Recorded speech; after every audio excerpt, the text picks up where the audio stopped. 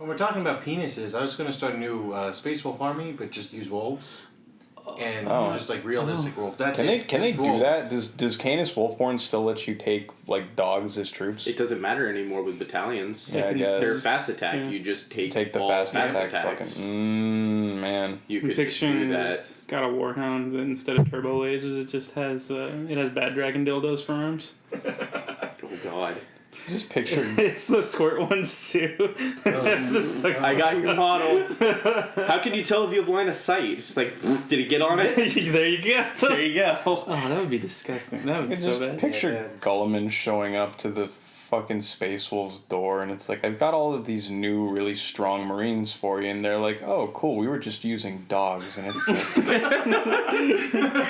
We were just throwing dogs into combat. Gulliman is just like, you know what, I thought you guys were bad when Russ was here, but clearly... He just walks into, like, the main, main dining hall or whatever, there's just, like, 3 of them fucking a dog in a corner, and it's just like, we should just leave. He was keeping a lot of bad shit at bay. That's why they keep Bjorn asleep all the time. Yeah. As soon as Bjorn wakes up, they're like, okay, you guys... Whoa, what the fuck are you guys doing? What did I tell you about dog fucking? We're waking Bjorn up later, take down all, like, the dog fucking posters before we wake He's just like he's just the dad, and it's like... Yeah, he's just like, they have to hide their shame before they wake him up every time. He wants to love his sons, but they're really fucking weird, because, I mean, you've seen what's on the internet these days, like... Disgusting. Yeah. And this is our son's room. What are you doing to that dog? Be it in the grim darkness of the far future, or on the blood-soaked battlefields of the old world, a sacred cabal of casuals meets under the cover of night to argue about their plastic army men. No local meta is safe, for they are the power creeps. Well, welcome back to the Power Creeps. We've made it to episode 6. I think this is the longest podcast we've done so far. I mean, longest that's made it out into the public. Yeah, no, we don't. We keep those episodes away forever. When my parents come in and yell at me, I usually put the recorder on, and I keep those podcasts secret. That'd be really funny. Yeah. We should have open a Russell Brothers episode with that. Ian, we're having friends over. Can you please clean your hobby space? We want to put chips on the table. No, Mom, that's my hobby space. It's covered in washes and stuff. You don't want to put chips there. Thanks for subscribing. We hit 30 subs. It's more than I've had. It's nice to know people want to listen to us. Yeah, it's a little encouraging. So thank you. And appreciate it. It's it's pretty nice. Thanks a lot, everybody, for that. Yeah, Erik bought us drinks. He's like, you guys gotta give my boys some motivation. Good jobs. So I think we'll just cut right into it. Anything new in everybody's hobby this week? Anything new going on? So I've really been thinking about the place that cultists are gonna have in my word bearers army. They used to kind of be the spine of the army, but it's as I've thought about it more, it's seeming more and more like they're going to be reduced to minimum squads, and they're going to be used to protect high priority assault characters and things like that. So the good news is, hey, all of the cultists that I need are now painted. It's not the... You don't need that 60 blob 60 to 100 painted or whatever. I'm probably going to be making do with just squads of 10 to 15, but in order to get the most out of that, I've been working on a demon prince, because that is a nice benefit to cultists. Wait, but why are you working on a demon prince if the cultist can't turn into a demon prince? That is a dream that was ill-fated at the beginning. All I ever wanted was a cultist to win a challenge and then turn into a demon prince, and I can't even have that anymore. You can't have that. No. Nope. But I'm not gonna be getting no jukebox hero, cultist with his head down low, walks up to the war boss, kicks his head down, then just beats the shit out of the war boss, and it's like, I'm gonna turn into a demon now. No, it's never gonna happen. I don't think cultists could. No. Maybe the knob. But it meant the cultist had to hit and wound both of his attacks. Yeah, it's too true. Anyway, the cool thing is now I can hide a demon prince behind a squad of cultists, because it's an 8 wound model. It's small enough to be considered it's small enough to be not just a target. character. Yeah, it's just a character. It's not a monster monstrous creature anymore. So I'm learning to work with what I have. I'm going to experiment with it a bit.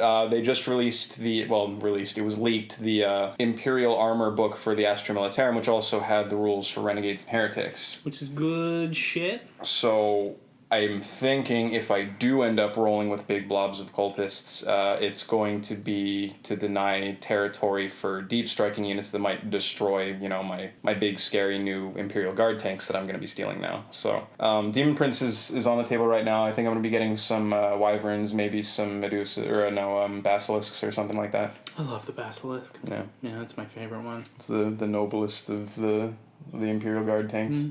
And you can paint it bright red. Yeah. So you have a giant dog dick too. I don't need to have a penis. Oh wait, no, yours would be bright red because you're word bearers. No, the fluff would be that they're borrowing manpower from a local militia somewhere that they've coaxed into being into chaos. So like all of the cultists are going to be a militia that it's not related to them, that they've just kind of convinced to fight for them. And so they're gonna have their own tanks. They're gonna have their own colors. Maybe they'll be red. I don't know. We'll see. It depends on what I want to do for that. Yeah. But what are you guys working on?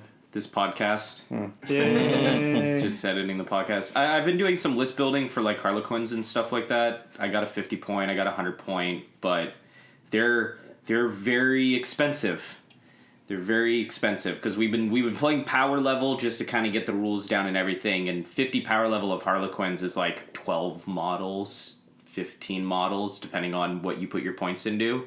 So I'm really excited to see how something like that performs. Yeah, I mean, I had like 2 transports with a troop and characters in the transports with them, and then just a blob of bikes, and that was 50 power level. I think the hardest thing for you to deal with is going to be deep striking intensive alpha strike force, where they just try to like zoom in. Yeah, I mean, all my vehicles and everything have a 4-up invulnerable save, and all of my vehicles also have a -1 to hit against them into the shooting phase. So Terminators are hitting, instead of a 3-up save, or instead of hitting on 3+, you're hitting on 4+. Ugh. They have stuff like that. So they have a little bit of protection, but yeah, you're right. Anything that's like Deep Strike, Alpha Strike, where they're going to be exactly where they need to be, is going to be very hard to build a list around. But if you do manage to kill one of my vehicles, then I'm just going to kill your Terminators with a unit of Harlequins. If you survive that turn 1, then it's like, well, okay, now it's my turn to smack you real hard. Yeah, exactly. So been looking at the Harlequins, and then started putting lists together for Dark Eldar. Excited to bring Hellions, excited to bring Reavers, because you can pick your combat drugs. So that's going to be a lot of fun, being able to like specifically pick like bikes are tougher, Hellions move faster, witches have more attacks. Pretty much all my hobbies just been like list building and just reading the rules. What does it give you if you huff glue? I think huffing glue is +1 strength. +1 strength? Okay. So what about you, Chris? So besides filling out my Necron army, I know it's becoming more troop heavy. And so I'm actually trying to get back into the painting and building side of the hobby instead of just playing. And I'm actually looking into what other army I would like to try and build. The Primaris Marines came out, and they're big models. They don't need too many, and it would be nice to paint some of them. But I also really like Thousand Suns, and they came out recently with a whole bunch of different models, and I could use them if I really wanted to for 30k as well. And so I'm not exactly sure which way I really want to go, because I actually like Primaris Marines a lot, but I also like Thousand Suns. The Rubric Marines are really cool. Right? All the models for what are the Scarab Terminators or whatever? They're cool, beautiful. Yeah. They're all really beautiful models. But I'm going to be like trying to basically learn to paint. I don't want to mess up those models because they're just so gorgeous. If you started with something like that, honestly, Marines are a good way to start. Yeah, it's just flat, power armor and stuff like that. So buying like half of a Dark Imperium just to practice on stuff it's really good to learn.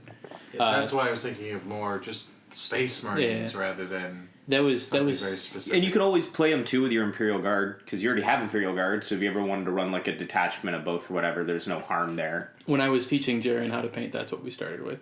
He got a Dark Vengeance, he got the Dark Angels half, and I sat there and I explained everything to him on how to do it. So it's not hard if you want to invest all that time into it. I could just have you invest all that time. Yeah, no, yeah. Then what's the point of learning to... No, I want to get... But it's a slow process. I have to find what I really, really want to learn to paint. Yeah. And you might want to hold off on Primaris Marines a little bit, too. Just because, They're brand new. Yeah, their book's going to come out soon, too. Yeah. Which might be really cool, might not be. I don't know. Might weigh in on how you decide to buy units and stuff. Yeah. Well, and just the fact that, like, so far most of the legions or whatever you want to call it at this point, because it's all in one Imperium book, but they can all get access to the Primaris Marines. So, running Primaris Marines with Blood Angels will most likely be incredibly different than running Primaris Marines on their own if they had their own book. Yeah. But a lot of, like, the Primaris, like the tank for the rules, say it can't even take Primaris Marines. It can't take them in the transport capacity. Right. They gotta have either their own tank or Primaris Marines are truly meant to not be in a tank. They have their own tank coming out. Yeah, the weird one. The floating Land Raider. Yeah, that goofy piece of shit. It doesn't even have a stand where it's above the ground. It's on. Yeah, don't worry about it. Actually, it's just a Land Raider that can fly. If you want to do 1,000 Suns, I could teach you how to paint 1,000 Suns real easy. It's a lot of Even blue. in that nice candy apple red, too. Yeah, because they can go into 30K and leaning towards them. And they came out with a whole bunch of beautiful models. And then it allows me to take Magnus. And I'm going to fuck shit up. Oh, you could also always borrow all my Tzeentch demons and stuff like that. Because the demons go into 40K, so you could just borrow any of my pink horrors and stuff I have. That's very nice. Because I have a huge... I mean, I have a lot of Tzeentch demons now. What about you, Eric? Yeah, what are you working on? We were going to leave you out, but... I'm actually... What? What? I'm actually very excited this week. I've had a very productive hobby week. How'd it go? My back got better, so I'm back into my commissions. Not really got better, but I'm feeling good enough to start painting and everything.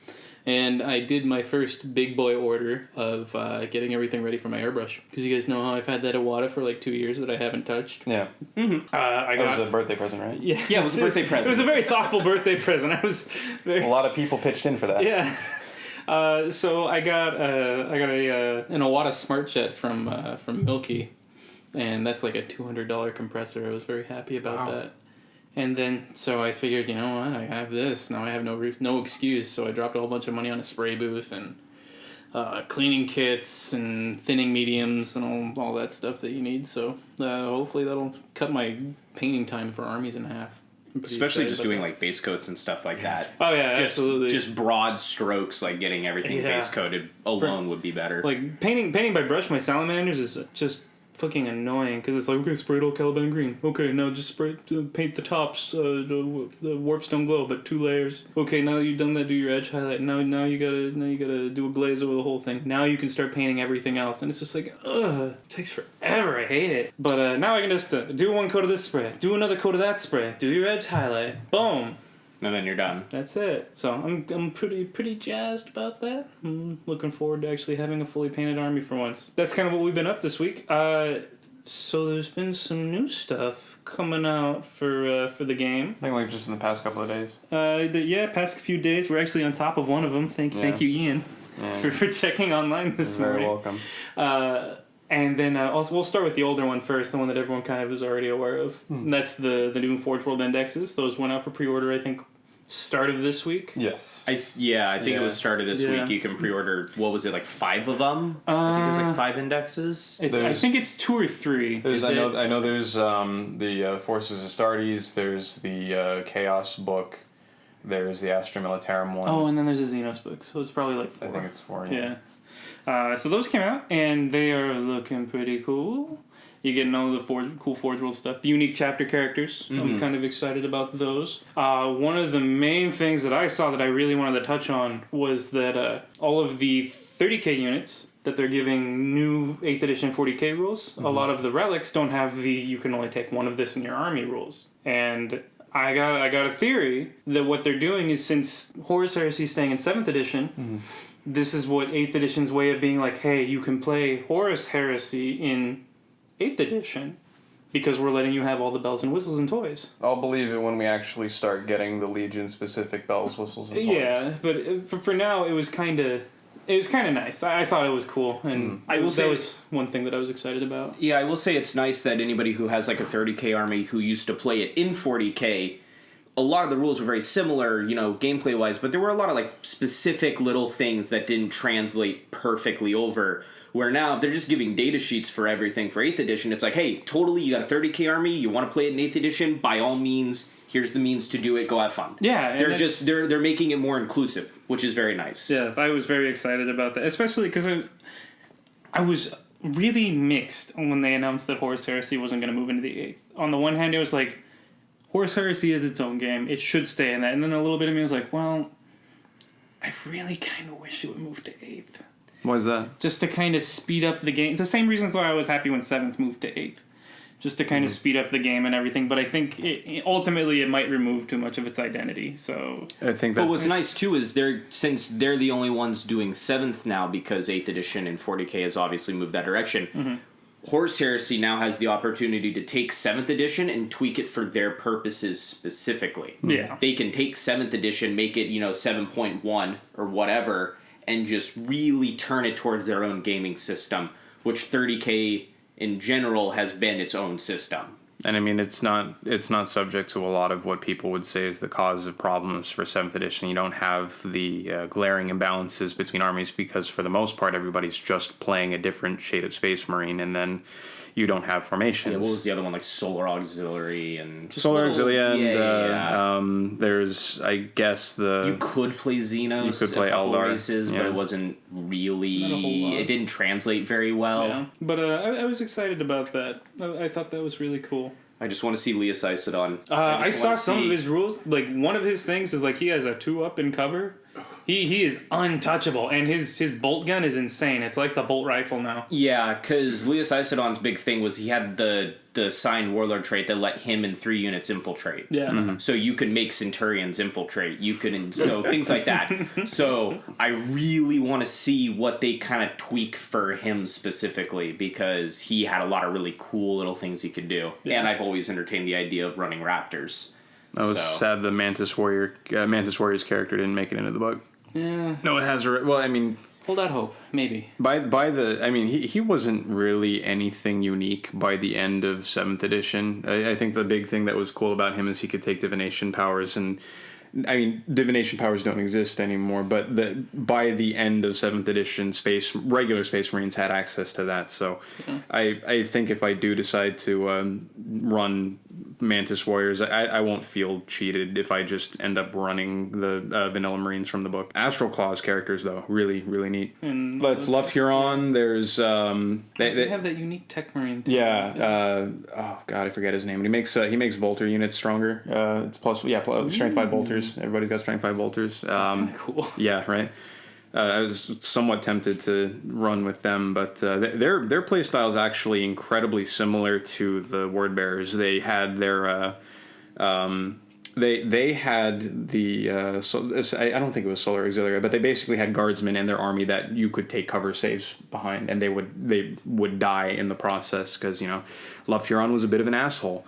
But what are you talking about, Tyrannibadab? He was the most pragmatic asshole out of all of them. I love him. He's so freaking cool. So that's some of the good that came out of those books. I'm excited. So we also have new Primaris Marines that leaked. Yeah, Primaris Marines with a pistol and sword. Yeah, which is kind of interesting. It looks more like a dagger now that I'm looking at it, and like scale wise. Yeah. So if we're to say it's a close combat weapon. Mm-hmm. Yeah. Close combat weapon and a pistol. In Dark Imperium, they specifically referenced like 2 or 3 new dudes that were going to come out. And that was one of them, so it leads me to believe that the other 2 are going to start coming out. And another one is like a super heavy gun one.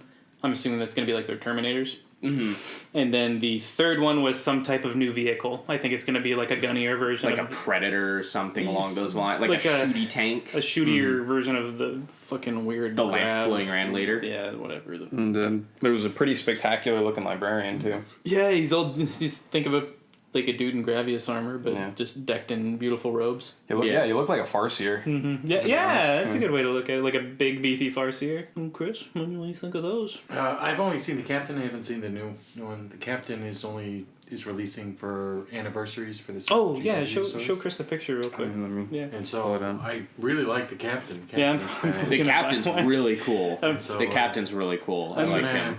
ask our GW when they're having their anniversary. So I actually read about that one, and what they are is you get a week or something like that to pre-order it, and then you do not get the model until September. That's really cool. Oof. So they haven't manufactured them yet. So they're just going to take yeah. pre-orders. They're going to build enough to fill out their pre-order and a handful more, and that's that. That's it. Yeah. So that was kind of neat. Instead of being like you get 5 at your store, that's it.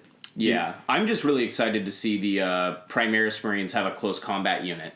Yeah. Because everything Primaris Marines right now is just shooty, really. Mm-hmm. I mean, you could put them in combat, but there's none of them that are like dedicated close combat. I had a thought, actually. You know what? There's probably not going to be a Primaris equivalent chaplain. Probably not. So? Well, Guilliman doesn't want people worshipping the Emperor anymore. Which makes me wonder what's going to happen to the existing chaplains. Because we've seen a captain, we've seen a librarian.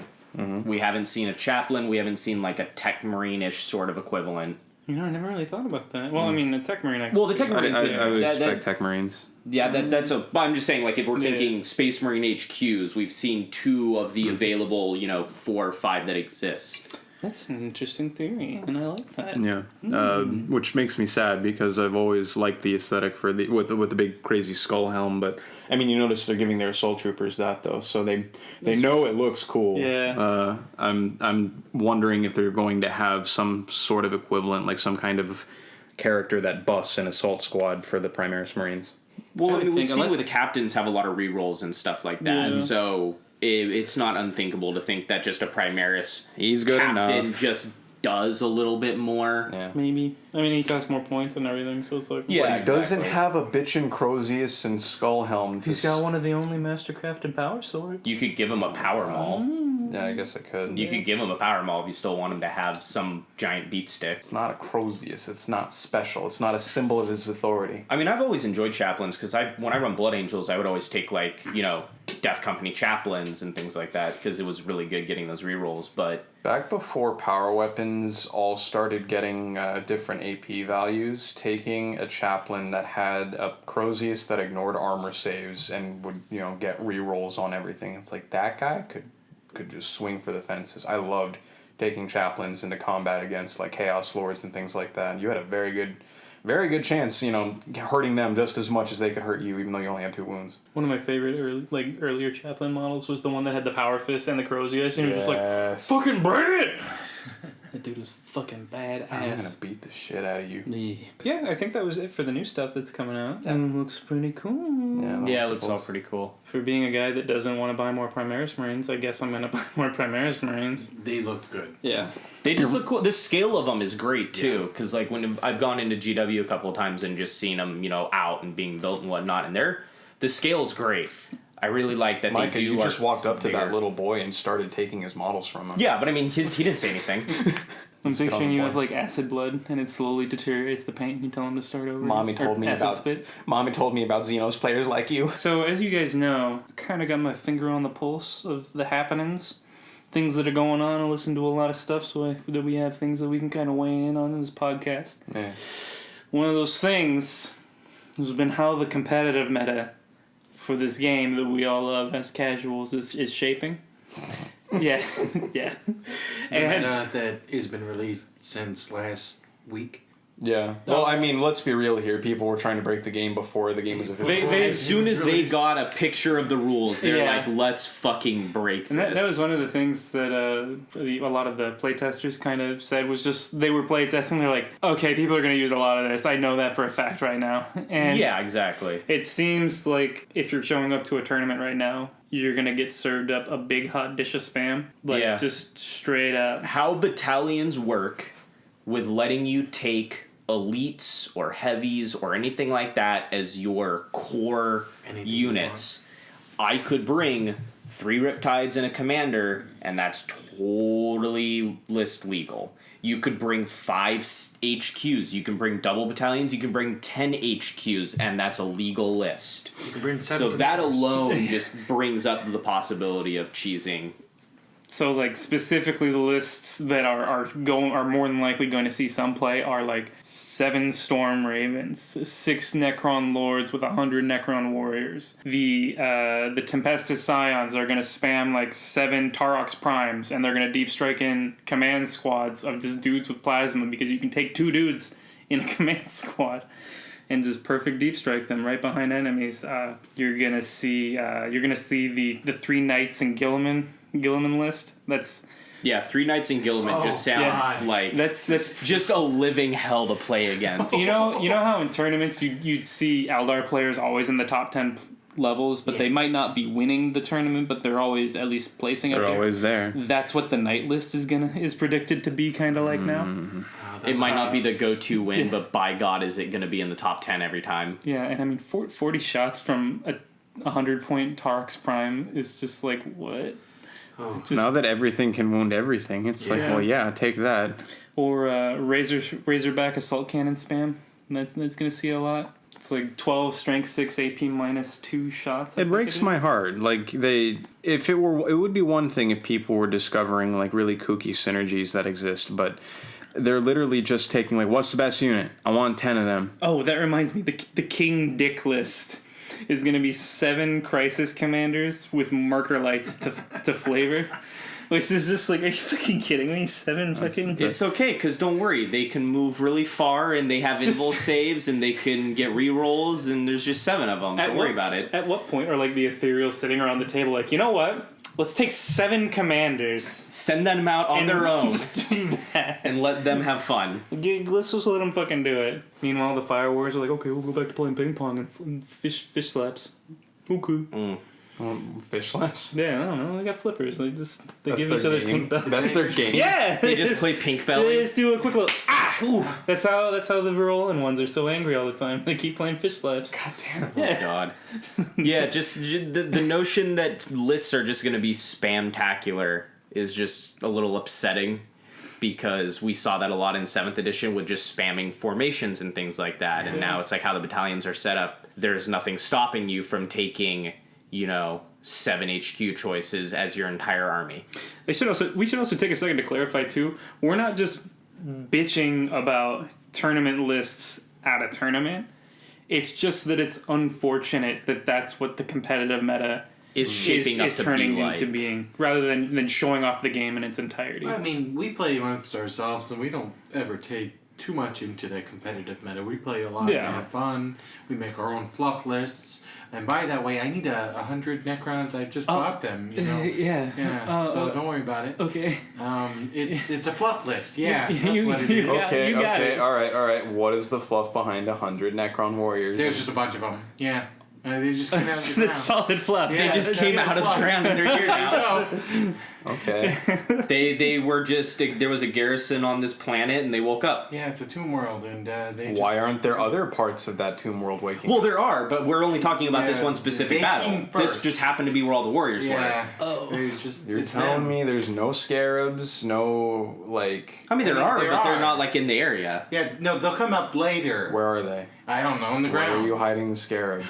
Yes. Why are they showing up as the heavy enforcements for now that you've broken past This is my fluff list, Ian. What are you questioning it for? Oh man. Okay, that's something I've been wanting to discuss, because I feel like there's a lot of ways that people will justify doing crazy stuff. One of those being, this is what my fluff happens to be. But what in your opinion makes for a good fluff list? Is it strictly emulating something that exists in the storyline? Is it creating your own fluff? Like, what makes for a good fluff list? For me, it's always been variety. Variety. I like variety. I like, if I bring a Dark Eldar list, I like it to have not just, 7 Venoms. Mm-hmm. I like it to have, a Venom and a Raider, and I bring Ravagers and Flyers and Hellions and Reaver. Like, I like having that variety, because it feels much more like this is a raiding party. A raiding party would not go out on a planet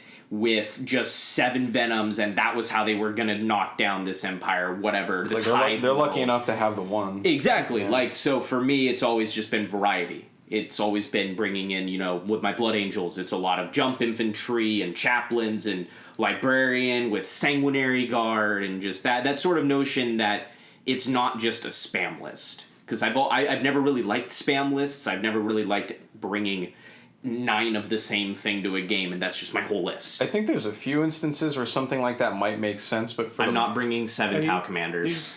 I'm sorry, I can't hear you, Farsight. Can you speak up a little bit? Oh, but even when I ran Farsight, I was running Crisis Suits, Stealth Suits, Ghost Keels, Fire Warriors. Well, I mean... Okay, if I was bringing... when I was running Farsight, I was only ever bringing really 3 units of Crisis Suits, and 2 of them were a troop choice, really. Eric, are you suggesting that it's anti-fluff to bring a named character? No, I'm just teasing him. Why? I was just teasing How are you teasing him? What? Because it was fun to tease him. Well, I know, but I don't think I fully understand your tease. What do you mean? How are you making fun of him there? Because he said that he doesn't like to spam units, and that was Farsight's deal. It was to bring Farsight's deal was Crisis Suits or troop choices. Yeah, I still brought Hammerheads and other things. I know, I was just being facetious. No, but now I'm going to make you look like an asshole. I'm just going to keep making you look like an asshole. Egg on your face. Eric, what is your idea of a good fluff list? I think, honestly, a mix of all of those, really. A little bit of headcanon, a little bit of a spice and variety in your units, and just taking into the lore and everything of what is pre-established. I'll get into a little bit with my list when we get to it, because we're doing a fluff list episode. Yeah. Woo. But I think a little bit of all of that is really what makes a good, well-rounded list. I think the headcanon is actually really important because you kind of place yourself into the list. And so when we were playing fantasy at our GW, Gorbo had your own dude who was like, "This is awesome. This is what I want." And with the fluff list, I think a bigger part of it is you're not really worried about winning. This is an army that would exist in the 40th millennium or whatever. I believe the term is your dudes. Oh, my dudes. Your dudes. Your dudes. Oh. Yeah. That's why I always won, Chris. Oh, okay. Well, it's true. I would always lose. But that idea of, well, there's a reason, I'm not trying to win. This is just their setup, and unfortunately they lost this time. Every time. But, I don't think I've ever won a game with my Lizardmen. Out of the dozens of games I've played, I don't think I've ever actually won a game with my Lizardmen.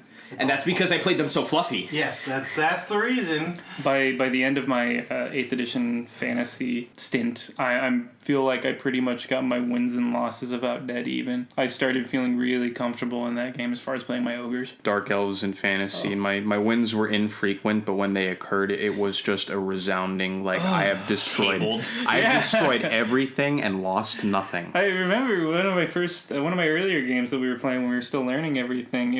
I said to you, "Hey Ian, I'm going to try a Gutstar today," and you're like, "Okay."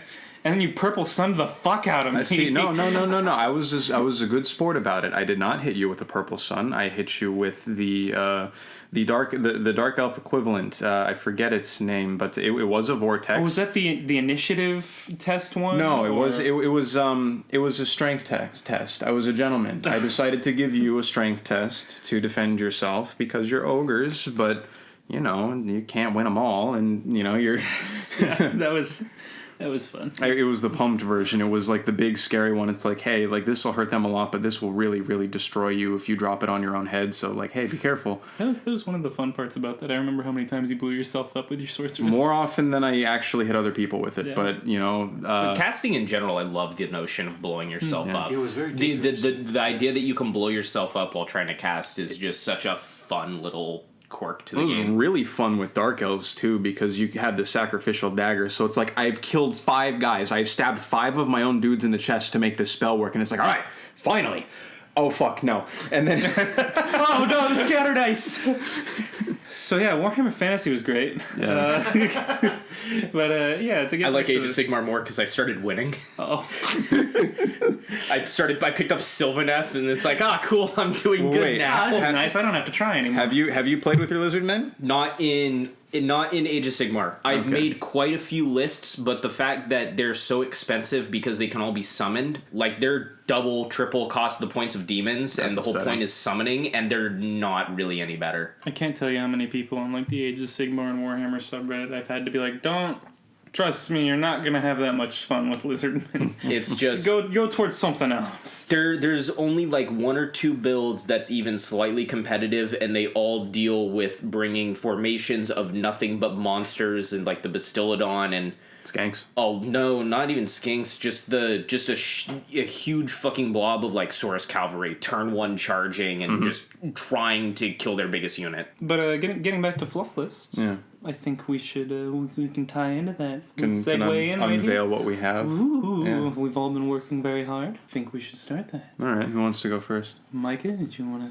take it? Oh, over? I left my fluff list in my bag. Did you really? It's by you. I mean, my bag's right next to you. Well, go Or I ahead. think it's over there. This? That's No, that's That's my bag. I can still talk from back here. It's okay. Oh god, you're peeking it so bad. I have a really hard time with fluff because I've always cared more about the game mechanically. I've never cared as much about the fluff, and I've primarily played Xenos armies that I don't want to say have worse fluff than They Imperium. definitely do not get the same level of attention. That Yeah, Space like I would try to read some things here and there, and it was always like, I found like, oh, there's Dark Eldar in this book, but it was just them getting like the shit kicked out of them by Space Wolves. So it's very hard to get into that idea of like, oh, my army's really cool when most of the fluff involves me just getting my dick kicked in. If you weren't Tau or Eldar, I think you were just Tau- just a mook that got its shit kicked in. So, like, one of the ideas I was doing with Tau was the, like, a commander that was working his way through, like, the academy, and he really idolized Farsight, and then Farsight broke off, so it was just his notion of trying to, like, push the greater good forward to the point where he could catch up to Farsight. But Tau, in general, are very straightforward. They just are conquerors, and they're not doing it too well. That's just it. They're just conquerors that don't do it too well. They just fucking lost the entire 4th sphere expansion. Yeah, like they're... Did you read that in No, what happened? So the tower going... Oh, Eric, you actually read it, but... So, the Great Rift, the giant, bigger than the Eye of Terror hole in the warp in the middle of the galaxy. Yeah. The tower in the middle of being like, you know what? Let's do a 4th Empire expansion. We're gonna send out a colonizing fleet, and we're gonna start pushing out a little bit more. They do that. The rift opens up and just swallows the entire expansion. It's just, they're gone. And they're just fucking gone. See, like, there's no point to something like that. You Like, see, there is. I'll get into Okay. it, but just you wait. Okay, all But right. immediately after that, the Ethereals sit there and they're like, "Let's do a 5th one. Let's just rouse another colonizing. And we're gonna force. do it all over again. We'll do it again, but we'll go away from that this time." So they send out the 5th. It's just like 2 full fucking colonizing fleets for your empire. It's just wasted. Yeah, or like the Dark Eldar, Kamara and everything is just getting fucked over because like- of Slanesh and all that. So it's like, alright, cool, so 2 of my armies are just getting their shit kicked in. Maybe I'll think like a fluff list for Blood Angels. Oh, cool, they lost a ball. You're dead. Oh, fuck. Oh, my armies. No. All you're my dead. armies are just getting, like, completely obliterated. I think what they're doing with the 4th sphere expansion is just that's the way they're going to write the Tau in any side of the galaxy, because they never used warp tech. So now they just flew into the warp, and now they're just going to pop out on another side of the galaxy to meet up with during the Crusade for... God, as long as they don't come out with, like, Demon Tau, I'll be alright. It's just gonna be Land of the Lost, dude. That's just all it is. They're just going to have big, like, stinky, sweaty head vaginas now. Oh, God. Slanesh got them. Oh. Yeah. Slanesh It's going to got have to tongues the coming Tau. out of it and stuff. That's what they'll talk out of.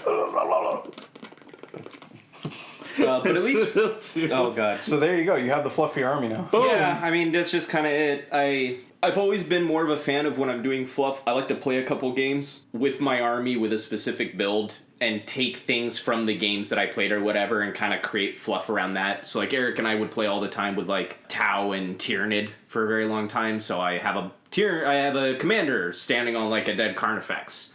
I like writing fluff along like how games and stuff I've gone, not just straight out of the fluff. But maybe I'm just weird that way.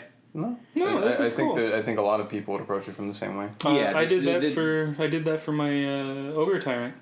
I gave him a big name, and his big name was every single thing that he ever accomplished. Like he was gonna get Squid Eater. I was really excited about that. But I passed that 5+ save and then fucking killed you. bullshit. He was trying to kill my Charybdis. I think he got cannon belly because he just warded off a cannon shot directly at him. Mm-hmm. That was cool, and he got a couple other ones. But Oh man, cannons in my Carnifex. Or not Carnifex, I'm sorry, Carnosaur.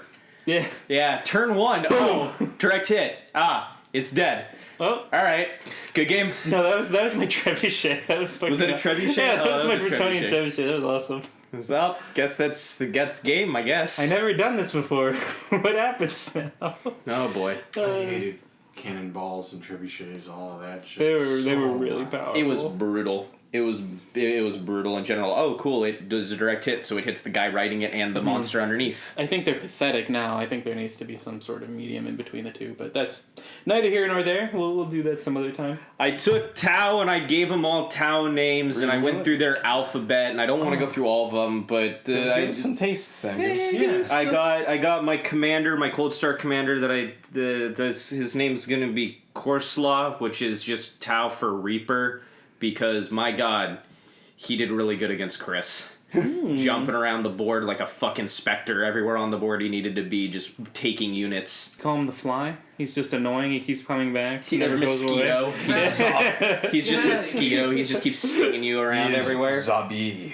Yeah, I didn't really get all too much into it outside of just coming up with random names and how and trying to build a list around that. And then Ian and I kind of worked. The big question is, are you pleased with what you have, though? Yeah, I mean, I'm not displeased with any of it. I just want to think of, like, a reasoning behind it. Because right now I got a lot of names and no substance. Would you run it? Would I run my list? Yeah. Yeah, I'd run my list. I don't believe Micah can I'd make a run my list that he wouldn't run. No, I very rarely ever come up with lists that I'm like, this is unplayable. Do you guys ever do concept lists? All Not the time. necessarily unplayable, but just stuff that's like, you know what, I never really do this, but this would be kind of interesting to see. All the time. I have a Blood Angels one that I want to do where it's using whatever the elite choice is. I can't remember. It's not Spearhead. It's Vanguard Detachment, where it's just a lot of Death Company, and then each Death Company is accompanied by a character. And it's just basically the characters like prodding the Death Company forward to go kill things. Oh, I'm picturing like 12 chaplains or something that haven't succumbed to the Black Rage yet, and they're just like, okay, we'll go over there, guys. No, over there. Yeah, and it's just all my characters. Everybody has jump, and just the whole idea is like, okay, if the Death Company go crazy, we can get the fuck out. Yeah, that'd be kind of cool. Generally, I only ever experiment to perfect something that I've been working on for in the long run. There was that one time where I thought I was entertaining the idea of like, what if we did a game where it was all of the Phoenix Warriors against an equal number of Chapter Masters? Ooh, oh, it'd be like the Expendables. Yeah. Yeah. I would love to do something like that. Ooh. Especially now that all the characters have like friggin' 6 wounds and... Okay, you know what? I've actually been looking for a reason to pick up some of the special characters. Maybe if you're into doing that for the Eldar, I'll do it for the Marines. Well, you could bring all the assassins too. That'd be Because cool. you can bring the 4 assassins and then pick a chapter master or 2 that you want to bring. I've wanted an excuse to pick Pedro, just because he looks so cool. I get Pedro, I get Lysander, the Emperor's Champion, Calgar, obviously. Yeah. Ooh. Vulcan. Oh, yeah, Vulcan would be there. He'd show up. Okay, yeah, we'll do that. All right, we'll do that. That'll be fun. Videotape that one. Yeah, no, we will. It's just the Expendables. That'd be good. Yeah, that's what we'll call it, Expendables. Oh yeah, our Bosley showed up. He's the avatar of Kane. Yeah. I'll be Charlie's Angels. You can be the A team. Oh, I gotta have Stallone show up. I gotta have Sly Marbo. Yeah, you got a bunch of space holes going out here. There's your first blood. Make the world's greatest grandpa. Okay, Micah, you got a fluff list you wanted to talk about. Do you want me to actually talk about it? Yes, I do. I don't want to move on at this point. I don't want to talk about Essie McGee more. It's okay if we want to move on. I mean, I could go over like what was in my list. Yeah. But I don't know. You guys, like, I didn't know what the point of you guys talking was. I'm sorry. I just kind of sat here. What do we got, Micah? Now I don't even want to do it. Micah, I want to hear it. It was my commander and then Farsight, because I was gonna come up with some idea that he finally caught up there, but then the fucking 4th expansion went away, so now I gotta rethink it. You could be the 5th. Well, yeah, it's basically just now. No. He was part of the 4th expansion. And he popped out of the war. Popping out near where Farsight was. And he only has so much of his armada with him, and Farsight's like, hey, I can fucking destroy you. And he's like, no, wait. I can help you. Yeah, it's just, I mean, that was his whole goal the whole time, was just to push the expansion far enough in that he could just catch up to Farsight. He found his husbando. So he just found his husbando, basically. What's he doing now, Micah? Well, I don't fucking know. Oh, okay. He caught up, and now they're just conquesting. They're killing orcs. Extra angry about They're orcs. just super angry with orcs. That's just all it ever is. They just don't like orcs. I am mad about orcs. No, so the list was basically just Farsight and the commander with some bodyguard, and then it was, God, what else? I had the tip of the spear, which was 2 crisis units. Just tip. Just the tip. Yeah. Just the tip. Not the whole What's the name in Tau? Oh God, Ta'i-Nan. Yeah. Okay. Yeah, and then both the crisis units had 2 different names. There was the piercing knife, which was Nimmar, and then there was the serpent blade, which was Naga-Nan. This alphabet, by the way, fucking sucked. This was really hard to do. This was really hard to get the alphabet worked out. Was it just properly. like a Zodiac killer cipher or something Kind of, because there's not really like a perfect alphabet. A lot of it is like from the books. People have put lists together of like every single phrase and thing that they used along the books that they then took the words for what that meant. So a lot of it's like, it's all perfect translations. It's just doing the actual alphabet is like nearly impossible. I mean, Micah, Do we know a what lot it's of based off of? I have no idea what the alphabet's based off of. I'm sure it's out there. I'm sure somebody has what it's based off of.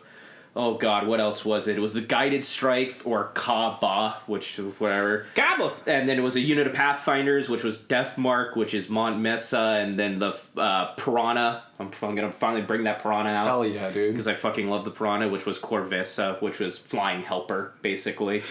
I love that! Flying helper! Yeah, you like that? And then there was the Hidden Blade, which was a Ghost Kill and 2 units of stealth suits. That's pretty cool. The Ghost Kill was just what I liked it in Tau more than I liked it. It's Dark Death, but the name was Montda, which I thought was a cool name, so I wanted to work that in somehow. And then I have Cold Wind, which was Shah-Is, which was the stealth suits, and then the Pained Hand, which was Shave. Which I was like, oh, okay, they're coming in. And then the other one was Firestorm, which was a broadside and 2 units of Fire Warriors. So it was Flame and Chill for the Fire Warriors, which was just Lhasa and La, because I wanted 2 names that were really close to each other, and those were just the only 2 I could get that were, like, near each other in name. And then the Belt of Fire was the broadside, which is just the cool, missile, Micah. which was Kais... Well, oh God, how do I pronounce this one? Kaisa T Sum, which was the broadside. The command unit's just Toll, because that's just what command is in Tau, is just Toll. So yeah, there you go. It's just Reaper and his band of merry men finally caught up to Farsight. Do you have a name for the band? No, I don't. Oh, okay. No, I didn't get that far. No, I gotta break the alphabet back out again and actually go through it. I mean, literally everything's named with the alphabet of the Tau. No, that's really cool, Micah. So that took a long time to dig through that alphabet. Thanks for doing it. Yeah, that was fun. And then hey, Micah, I'm proud of you. Thank you. Yeah. Thank you. Eric texted me like last week, earlier in the week, and was just like, we're putting fluff lists together, and I was like, oh, cool. So I started like going through and making a list, and then I sent it to everybody, and they're like, oh, well, what are their names? I was like, oh no, I have to name them, and I was just having like RPG flashbacks of like 2-hour long like trying to come up with a name for my character. You accidentally wrote your character's name in all caps, so everyone's screaming it at you every single time you talk to an NPC, and you're wondering if you should restart your game every single time. It's just like, I feel like everybody in this village really hates me. Erik! Oh God! All right. Well, while we got it out, Chris broke his out. So Chris, you're doing your Necrons. And so, I mean... This is my list. It's called Spooky Scary Skeletons. Yep, and that's it. That's all they are. Just a whole bunch of skeletons. 100 of them. Fuck you, I think it's rather unsportsmanlike to scare your opponents like that. What? It's unsportsmanlike to scare your opponents like that. I think you're just racist. Against dead things? Yes. Micah, play this Well, song yeah, in the they're background inferior. No, not that one. So Which one? Play Spooky Scary Skeletons in the I'm not background getting while Chris... copyrighted. No, do it while Chris plays, while he talks. Just quietly behind it. I'm not getting copyrighted You on really this. have to do that? What? Right No, now? just say your list. You already play that when I play the game. Dude, I don't do that. I don't do that. What's on your list, Chris? So, 7th, you have the Silent King, who is basically the king of all the Necrons, waking up and going, wow, in my dream in the void, I saw Tyranids. We need to go kill the Tyranids. So he's back, he's waking everybody up and saying, come follow me, let's go kill the Tyranids, because the Tyranids are eating all the biomass, and if they eat all the biomass, we can't actually remove ourselves from the metal shells that we are back into humans, essentially. And so what I've done is I've created a legion, which is the voice of the Silent King. And so the Silent King, of course, is on the top. You have his pharaons, which are sort of who make the decrees, and then from there, overlords, lords, cryptex, and then, of course, everybody else on the bottom. I start with... So there's a pyramid to it. Ah, yes, there's a pyramid, and so my pharaoh... Would you call it a tomb? I wouldn't... Would you say that your characters are monolithic in nature? Oh, I mean, not really. Would you call it an obelisk? Just Necron Would words. you call it a dumb robot poopy pants? I would not, Okay, actually. all right. That's where I draw the line. I won't cut you off then. Go ahead. Because they don't poop. You know, that's actually... That's lore. It's very fluffy right now. None of your models are pooping? None of them poop. You don't know how to play Necrons. You're clearly not playing Necrons right. You worked really hard on this list, right? It's not bare bones or anything? No, it's an actual... I could run this if I really wanted to. Oh, God, I hate you so much. So, it's the Legion of the Silent Heralds, because the Herald of the King. It is a battalion detachment, and it starts off with my Pharaon, my dude, who I just made. His Pharaon Marksun. A lot of the names here are sort of Arabic in nature, Egyptian. Mm-hmm. I don't understand where they got that connection. It's so bizarre, don't you think? It's a little weird. Yeah, I think it's left field. I think it's more so that it's like we need to have Tomb Kings in 4-hammer 40k. So here you go. And then we get the Royal Decree, which is just a royal court with the Overlord. Estimate. Chris, is that your 7th edition book? What, this is my 7th. Because this is where all the fluff comes from. This is majority of the fluff. Chris, we don't play that anymore. We don't play 7th edition anymore. We play 8th There's edition. no fluff in the 8th edition book. It's one page, Chris. You couldn't be bothered to read that one page? I did read there's nothing new. Okay. Continue. And so this one breaks down what forces the Necrons actually take. And while they're the Reclamation Legion and the Royal Court and the Adjudicator Battalion, these things are what GW tells us is what Necrons bring along with them. And so we have the Royal Decree, which is the Royal Court. We have the Court Guards, which is Triarch Stalker and Triarch Praetorians, who are the guards for the Silent King themselves. And then, of course, the acting hand of warriors and immortals. And I have Eternity's Gate, which is a monolith. I just like how fluffy the monolith is. It's a very big model, so it's a cool centerpiece. Yeah. For to have an army on the table and have that just dead middle. And then have everything kind of just pouring out of it, and you see this royal guard, and behind them just troops.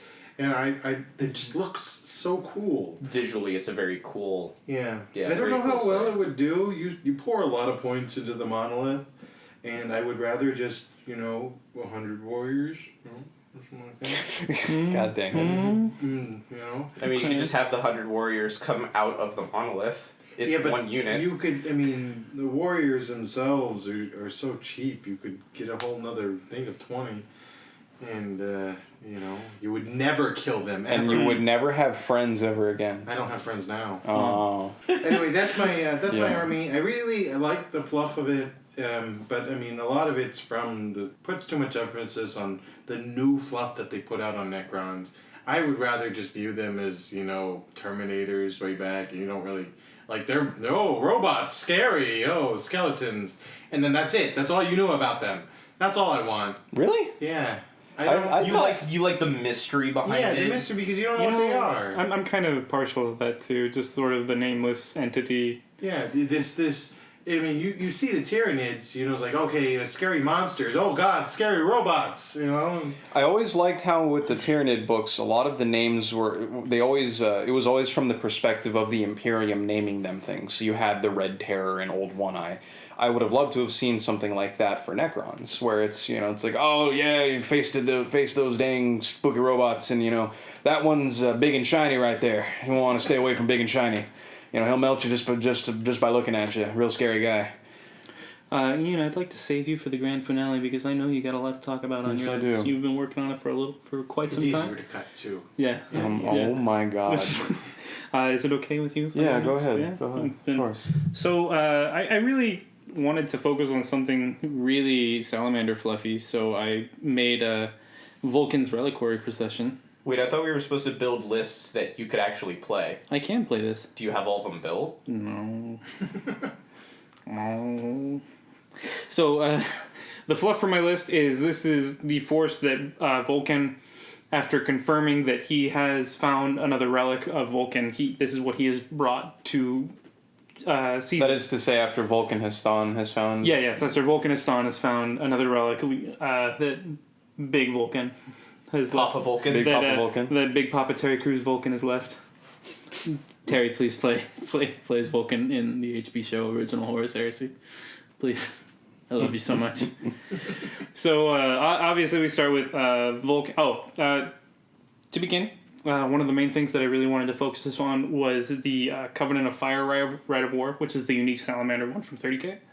So I used kind of that in terms of 40K to start as the basis of the list, because I wanted it to have that sort of older feel to it, I guess, as far as the play style. And then I abstained from using bikes and speeders and drop pods and anything quick and fast like that, just because they don't believe in that. So to begin, I took Vulcanistan to lead the party. And then I have Erdan, the Pyroclast. He's a ward of Vilcona, who's the voice of fire. He's the oldest librarian in the Salamanders, and he's one of the leaders of the Voice of Fire, which is the leaders of the Promethean cult.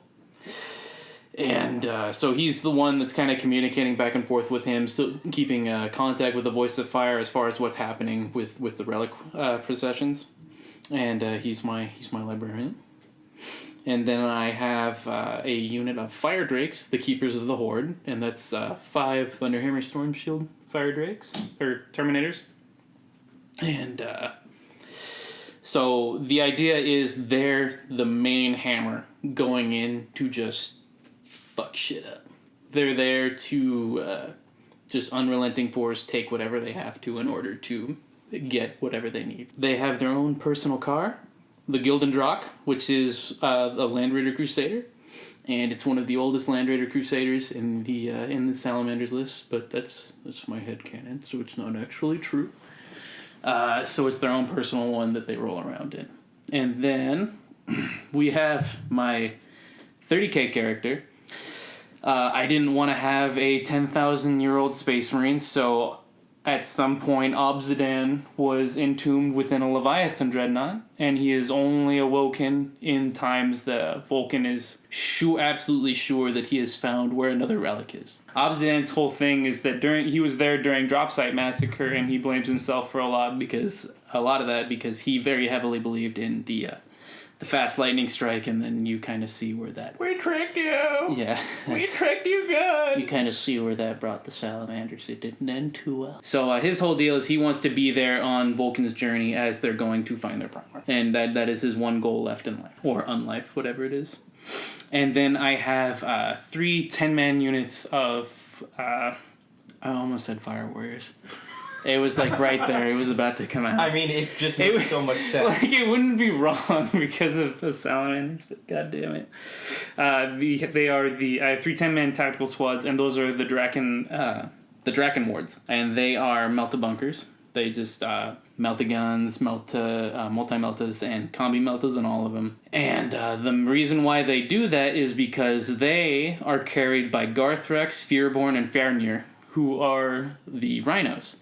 And they have been around and in commission since the Horus Heresy. And back in the Horus Heresy, you used to be able to put multi-meltas on Rhinos. The AdMech have stated recently that those 3 particular Rhinos their machine spirits have become pretty surly because they can no longer ride around and blast stuff with Melta anymore.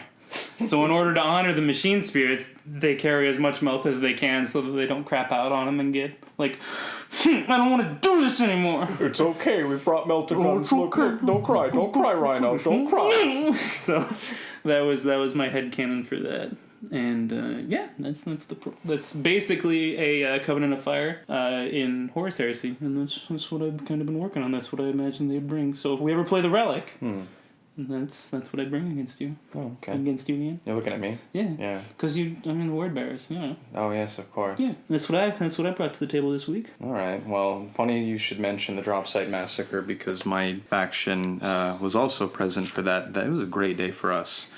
But my warband is known as the Company of the Severed Hand. And it does date back to the Drop Site Massacre, and originally was a part of the chapter of the Perpetual Spiral, one of the chapters that was present at the Drop Site Massacre. Now, I act like that was a great time for the Word Bearers, but Lorgar was still a pussy back then, and I'll admit to that. That's God's honest truth. But one of the things that did occur at the Drop Site Massacre is the chapter of the Perpetual Spiral saw a lot of its leadership get killed. They suffered some heavy losses from the Raven Guard, and so what I decided is that somewhere amidst that conflict, the original High Chaplain for that particular chapter was slain, and a new chaplain rose to power. Oof. This is going way, way deep into the backstory that I have for this. But anyway, the new Dark Apostle, who was in charge, essentially was in a position where he could choose his... Jesus Christ, you have paragraphs written on there. Yeah, I do. Oh my God. Yeah. Well, you guys seeing this? This is... Okay, I believe the question was asked, what in your opinion makes for a good fluff list? I like extensive backstory for characters that I personally made.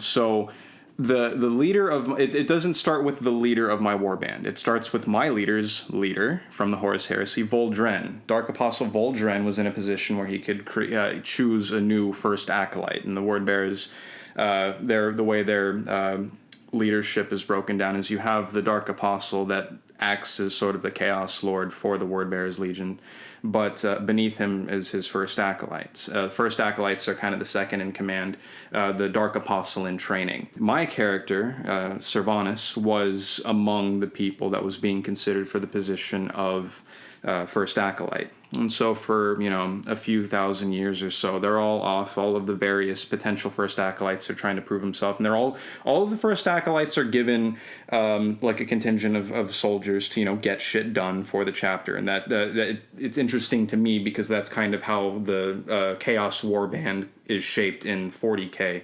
It's very much what the first acolytes received back in 30K. So anyway, Servanus has his company, and they're off doing things, and they come back and find that his Dark Apostle has been killed. Voldren's been killed, and it's customary to commit ritualistic suicide if your Dark Apostle dies. It was probably your fault. A lot of the potential first acolytes killed themselves. My character Servanus decided, no, I'm not going to do that. That's stupid. I'm going to be the new big guy in charge now. So he becomes the unprophet Servanus, and his company breaks away from the remnants of the Perpetual Spiral and becomes the Company of the Severed Hand. That is what I'm currently running this day. And he's got a lot of buddies. He's got there's a Chaos Lord that I run. His name's Aldbarat. Sometimes he's a Chaos Lord, sometimes he's a Daemon Prince. In this particular list, he's a Chaos Lord. I always bring Servanus, my Dark Apostle. His best friend, Enkidu, is a Terminator Sorcerer. Those are the three big characters that I have. But I have a lot of units that are all thematically named after like metal bands or things like that. But let's see. I have Krezug and his mounted brothers. They're bikers. They tend to be inclined towards cornate tendencies. There's Rudk Vrudk, of the Blessed Black Wings. They're my raptors. It's a reference to High on Fire's album Blessed Black Wings. They tend to ironically embody angels of death, so they have the big spooky scary wings, not the nice angelic ones. Do they have glasses and curlicue mustaches to show off their irony? Oh my god.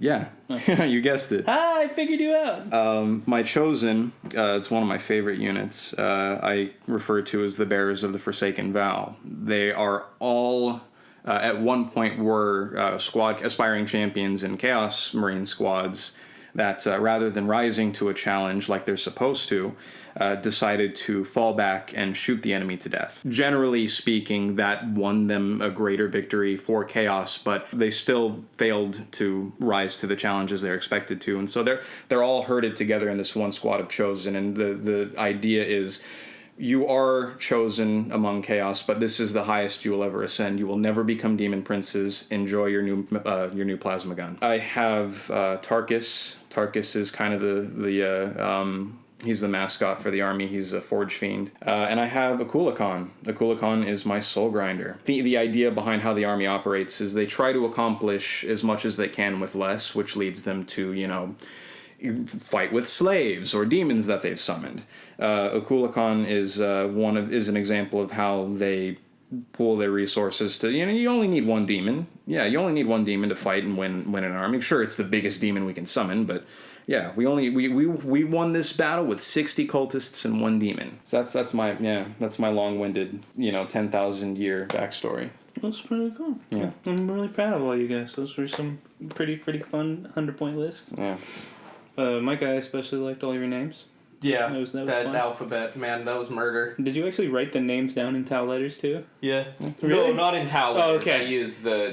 I used the English alphabet. I just used the Tau names. Oh, okay. The Tau alphabet is really weird. It's all squares and... It's all squares and lines, and I knew if I wrote it in squares and lines, I'm like, I'm never fucking translating this.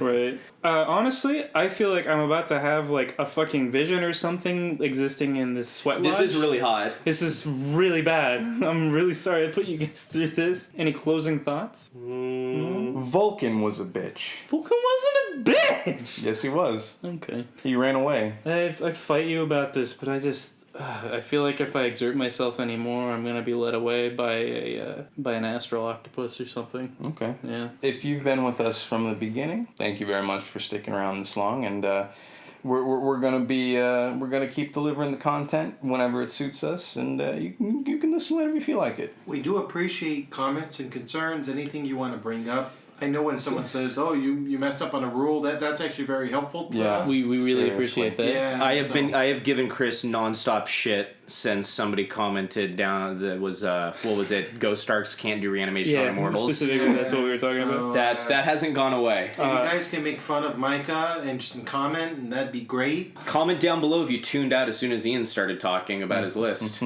All right, guys. It wasn't for them. It wasn't for them. That was all you. That was all for me. We're the Power Creeps. I'm Erik.